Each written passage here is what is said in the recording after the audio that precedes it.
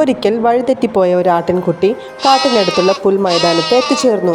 അവനെ ഒരു ചെന്നായ നിരീക്ഷിക്കുന്നുണ്ടായിരുന്നു. ചെന്നായ ആട്ടിൻകുട്ടിയുടെ അടുത്തെത്തി. ഞാൻ നിന്നെ തിന്നാൻ പോവുകയാണ്, ചെന്നായ ആട്ടിൻകുട്ടിയോടായി പറഞ്ഞു.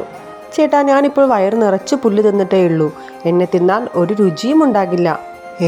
അങ്ങനെയൊന്നുണ്ടോ? ഞാൻ കേട്ടിട്ടില്ലല്ലോ. ചെന്നായ പറഞ്ഞു. എൻ്റെ വയറ് നിറച്ച് പുല്ലാണ്, അതൊക്കെ ദഹിക്കണം.